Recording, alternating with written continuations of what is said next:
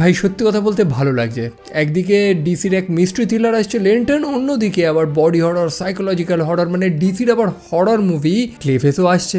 দুটোরই ট্রেলার এসছে। মানে একদিকে যেমন সুপার গার্ল দেখে মনটা একটু খারাপ হয়ে গেছিল, অন্যদিকে আবার এই ট্রেলারগুলো দেখে আরও মনটা ভালো হয়ে গেল, আশার আলো বেরোচ্ছে। একই সাথে চড়াচড়িত জন্না থেকে বেরিয়ে এসে কিছু রিয়েলিস্টিক দেখারও তো ইচ্ছে করে নাকি। সো প্রথমে আমরা লেন্টার্নসের ট্রেলারটা নিয়ে কথা বলবো। যদিও বহু মানুষের প্রথমে একটু অভিযোগ ছিল যে লেন্টার্নসদের নিয়ে একটা সিরিজ বানানো হচ্ছে, তবে সবুজ রং নেই, মানে তাদেরকে তো আমরা গ্রিন ল্যান্টার্নস বলি, তাই না? এখন জেমস গুনের ডিসি ইউনিভার্স নতুন রাস্তা নিচ্ছে, তো আমার এখানে অভিযোগের কিছু নেই। রং নিয়ে আমার কোনো সমস্যা নেই। যেমনটা আমরা প্রথম টিজারেই দেখেছিলাম লেন্টার্নসে, সেখানে একজন অভিজ্ঞ প্রাক্তন একজন লেন্টার্নস রয়েছে, অর্থাৎ হাল জর্ডন, যে নতুন একজনকে ট্রেনিং দিচ্ছে, যে নতুন গ্রিন ল্যান্টার্নস হবে, অর্থাৎ জন স্টুয়ার্ট। এখন এই লেন্টার্নস কারা? এরা হচ্ছে ইন্টারগ্যালাকটিক পুলিশ ফোর্স। এই গোটা বিশ্ব ব্রহ্মাণ্ডের দায়িত্ব তারা নিয়েছে। আমরা সুপারম্যান সিনেমাতেও তো দেখেছিলাম সেই গাই গার্ডনার কতটা চিন্তিত ছিল এই সুপারম্যানকে নিয়েও, যে বেটা ভিন গ্রহের একটা এলিয়েন কিছু ভুলভাল না করে বসে। একই সাথে গ্রিনল্যান্ডারদের মেন শক্তিটা আসে তাদের সেই আংটিটা থেকে, যে আংটিটা দিয়েই তারা যে কোনো একটা জিনিস কনস্ট্রাক্ট করতে পারে যেটা তাদের প্রয়োজন বা যেটা সে চিন্তা করতে পারবে। এই যেমন মদ খাওয়ার জন্য বা বোতল খোলার জন্য বটল ওপেনার, যেটা বুঝিয়ে দিয়েছে কিছু ফানি সার্কাস্টিক মোমেন্টও আছে সিরিজে। তবে ব্যাপারটা হচ্ছে যে সিরিজের দুটো লেন্টার্নকে আমরা দেখবো, যে একজন প্রাক্তন যে রিটায়ারমেন্টের সময় হয়ে গেছে এবং সে নতুন আরেকজনকে ট্রেনিং দিচ্ছে লেন্টার্নস হওয়ার জন্য, এবং একজন মহিলার সাথে কথোপকথনের সময় হাল এই কথাটাই তো বলে যে সে আমার ব্যাকআপ। এবং কমিক্সেও এরকমই অ্যাকচুয়ালি বানানো হয়েছিল, জন স্টুয়ার্টকে রাখাই হয়েছিল একটা ব্যাকআপ ল্যান্টার্ন হিসাবে। তবে ব্যাপার এইটুকুনি না, গল্পটা আরও গভীর, কিছু মার্ডার ইনভেস্টিগেশন নিয়ে গল্পটা শুরু হয়েছে। আমরা দেখতে পাই নেব্রাস্কা নামক একটা জায়গাতে বেশ কিছু মানুষ মারা গিয়েছে এবং হাল জর্ডন বলে বসে যে যারা মারা গেছে বা এই মৃতদেহগুলো এটা অ্যাকচুয়ালি মানুষ না, তাহলে কারা তারা? আর এরপরে এই ট্রেলারের আর একটা বড় চমক চলে আসে, সেটা হচ্ছে ম্যান হান্টার্স। এটা হচ্ছে বেসিক্যালি শেপ শিফটার, যে কোনো মানুষ প্রাণীর রূপ এরা নিতে পারে। তবে কমিক্সে আবার ম্যান হান্টার্স দু রকমের রয়েছে। তার মধ্যে একটা হচ্ছে মার্শিয়ান ম্যান হান্টার্স, যাদের মধ্যে আবার ভাগাভাগি রয়েছে। একটা হচ্ছে গ্রিন মার্শিয়ান আর একজন হচ্ছে হোয়াইট মার্শিয়ান। এই হোয়াইট মার্শিয়ানটা আবার একটু হিংস্র ডেঞ্জারাস টাইপের হয়। অ্যান্ড বাই দ্য ওয়ে, আমরা জ্যাক স্নাইডার্সের জাস্টিস লিগ সিনেমাটা তো দেখেছিলাম, সেখানে আমরা মার্শিয়ান ম্যান হান্টার্সকে তো দেখেছিলাম না। অল্প তার সিন ছিল, খুব একটা ইম্প্যাক্টফুল ছিল না, যেটা দেখে আমরা অনেক আশা তৈরি করেছিলাম যে জ্যাক নতুন কিছু দেখতে পাবো, তবে সেই ইউনিভার্স আমাদের ভুলে যেতে হবে। সো এই ম্যান হান্টার্সরা সম্ভবত ভিলেন হতেও পারে, নাও হতে পারে। অ্যাকচুয়ালি মেন স্টোরি অনুযায়ী গ্রিন ল্যান্টার্ন কর্পস তৈরি হওয়ার আগে, মানে এই গ্রিন ল্যান্টার্নরা মেন পুলিশ হওয়ার আগে, এই ম্যান হান্টার্সরাই ছিল এই ইউনিভার্সের পুলিশ ফোর্স। তবে এরা নিজেদের ক্রিয়েটারের সাথে বিশ্বাসঘাতকতা করে, হ্যান অনেক গল্প টল্প হয়, তো সেটাকেই গ্রিন ল্যান্টার্সরা রিপ্লেস করে নেয়। সো ল্যান্টার্নসদের সাথে ম্যান হান্টার্সদের একটা ঝামেলা তো আছে, সেই পুরনো, যেটা সম্ভবত আমরা এই সিরিজে দেখতে পাবো। এবার ব্যাপার হচ্ছে যে এই গল্পে আর একটা রহস্যময় চরিত্রকেও দেখানো হয়েছে। এই চরিত্রটাকে যেমন তেমন মানুষ বলা যাচ্ছে না, কারণ এই গ্রিন ল্যান্টার্নস এবং গার্ডিয়ান অফ ওএ এদের ব্যাপারে অনেক কিছু জানে, এবং এরকম ফ্যান থিওরিও রয়েছে যে তিনি নিজে একজন গার্ডিয়ান অফ ওএ। ওএ হচ্ছে ল্যান্টার্নসদের হোম বেস, এবং সেই গার্ডিয়ানসরাই এই ল্যান্টার্নদের এখানকার পুলিশ বানিয়েছে। তো সম্ভবত সেই লিনি বা সেই মহিলাটা ছদ্মবেশে এখানে রয়েছে পৃথিবীতে, সব কিছু দেখাশোনা করছে। আর তারপর এই ট্রেলারে একটা বড় জিনিস রিভিল হয়েছে, সেটা হচ্ছে সিনিস্ট্রো। আমরা সেই পুরনো অভিশপ্ত গ্রিন ল্যান্টার্ন সিনেমাটা দেখেছিলাম, মনে আছে তো, যেটাতে রায়ান রেনল্ডস অভিনয় করেছিল। এখন অভিশপ্ত কেন সেটা আমার আর নতুন করে বলার প্রয়োজন নেই। মানে সিনেমাটাকে খারাপ সুপারহিরো সিনেমা হিসাবে উদাহরণ দেওয়া হয়, বুঝতে পারছেন? আপনি যদি একটা খারাপ সুপারহিরো সিনেমার উদাহরণ দিতে চান, তো প্রথম আঙ্গুল সেই গ্রিন ল্যান্টার্নের উপর পড়বে, যেটা নিয়ে মার্ভেল তো অনেক মজা ঠাট্টা করেছে। তো সেই সিনেমাতেও আমরা সিনিস্ট্রোকে দেখেছিলাম, যে আবার যে মেইন চরিত্র অর্থাৎ হাল জর্ডনের এক টাইপের বস ছিল, তার টিচার ছিল। তবে সিনিস্ট্রো খুব একটা ভালো চরিত্র না, তার কিছু ইভিল সাইডও রয়েছে। মেন গল্পে সে কিছু ভিলেনিশ কাজকর্ম করেছে। তো আমরা দেখতে পাই যে সেই সিনিস্ট্রো সম্ভবত কোনো জেলখানায় বন্দি রয়েছে এবং হাল জর্ডন তার সাথে সাক্ষাৎ করতে যায়।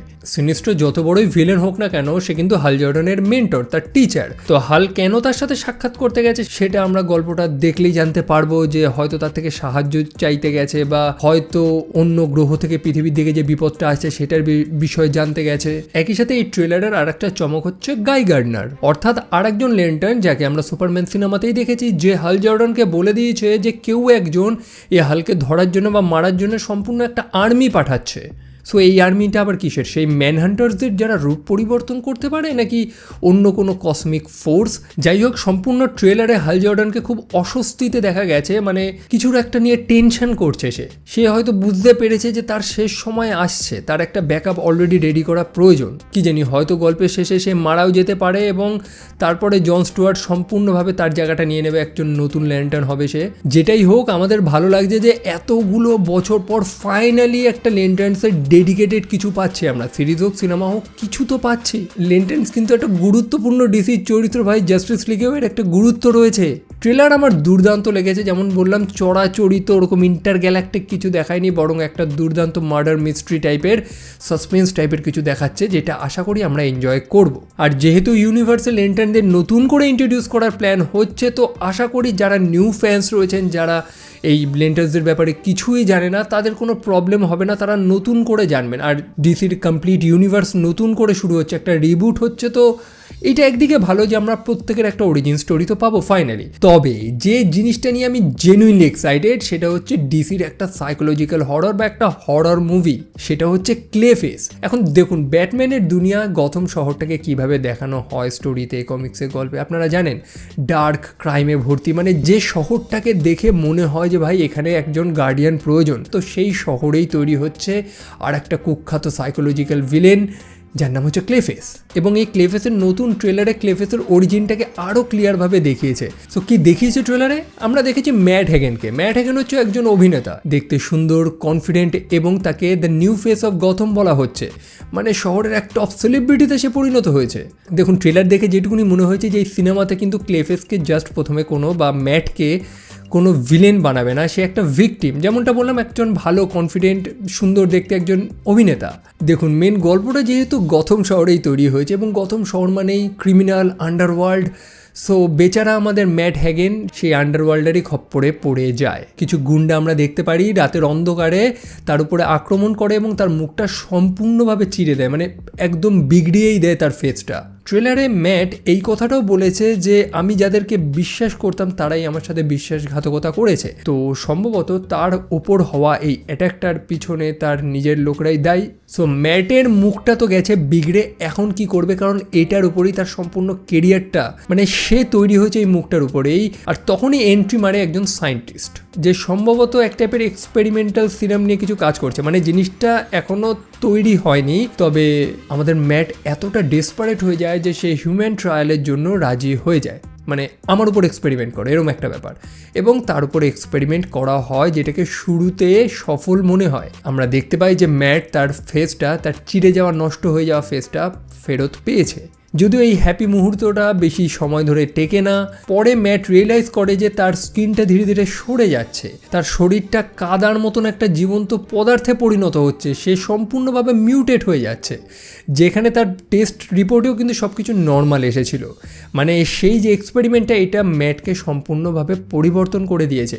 আমরা এয়ারপ্লেনের একটা সিনও দেখতে পাই যেখানে ম্যাট তার চোখটা চুলকাবে এবং চোখের পাতাটা যেন আটকে যাবে, যেমন আটা মাখলে হয় না, ওরকম একটা সিচুয়েশন হয়ে গেছে। ট্রেলারে দেখতে পাই যে তার শরীরটা, তার স্কিনটা নিয়ন্ত্রণের বাইরে চলে যাচ্ছে এবং সত্যি খুব ভালো ভিএফএক্স ইউজ হয়েছে।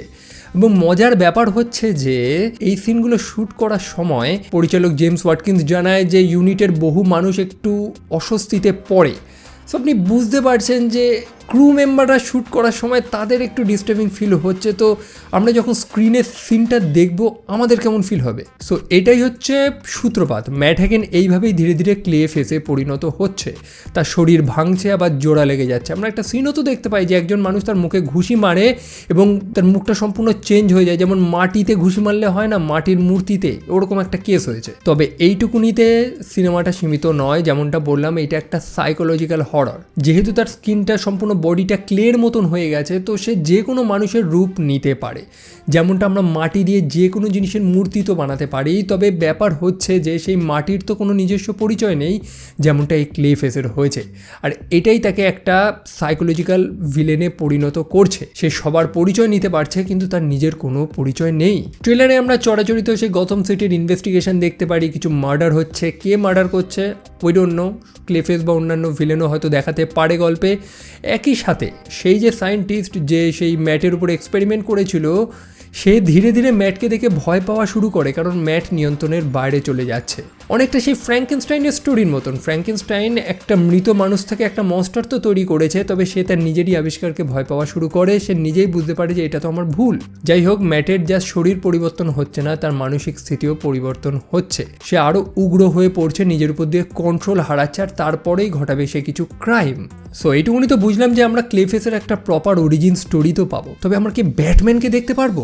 কারণ ক্লেফেসকে তো ব্যাটম্যানের সাথে অ্যাসোসিয়েট করা হয়, সেটাই হচ্ছে ভাবার বিষয়। অলরেডি ডিসিতে তো একটা ব্যাটম্যানের ইউনিভার্স চলছে, ম্যাট রিভসের ব্যাটম্যান ইউনিভার্স, তবে এটা সেই ব্যাটম্যান ইউনিভার্সের পার্ট না, ওই ব্যাটম্যানটাকে আপনি আলাদাই রাখুন।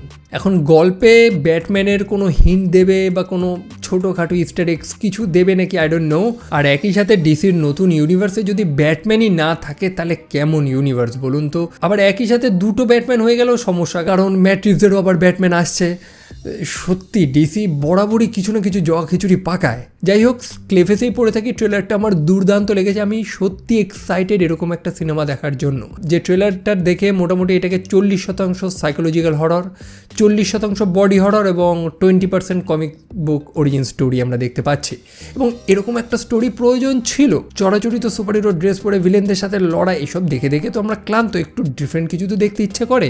মার্ভেলের থেকে আমরা এসব পাবো না, এইটুকুনি আমরা জানি। হ্যাঁ, অবশ্যই মার্ভেলের মধ্যে অনেক ডার্ক ক্যারেক্টারও রয়েছে, ডেয়ারডেভিল তাদের কাছে রয়েছে, যেটাকে আরও ডার্কভাবে তারা বানাতে পারতো, ইচ্ছে করেই বানাচ্ছে না। যাই হোক, মার্ভেলের থেকে না পেলেও ডিসির থেকে তো পাচ্ছে। ভাই, আমরা হচ্ছে সিনেমা প্রেমী, আমি এরকম পার্টিকুলার ডিসি মার্ভেলের মধ্যে ঝামেলা বাঁধাতে চাই না। এইটুকুনি বলার ছিল। এই টাইপের ভিডিও যদি আপনাদের ভালো লেগে থাকে তো চ্যানেলটা সাবস্ক্রাইব করতে ভুলবেন না এবং শেয়ার করতে ভুলবেন না।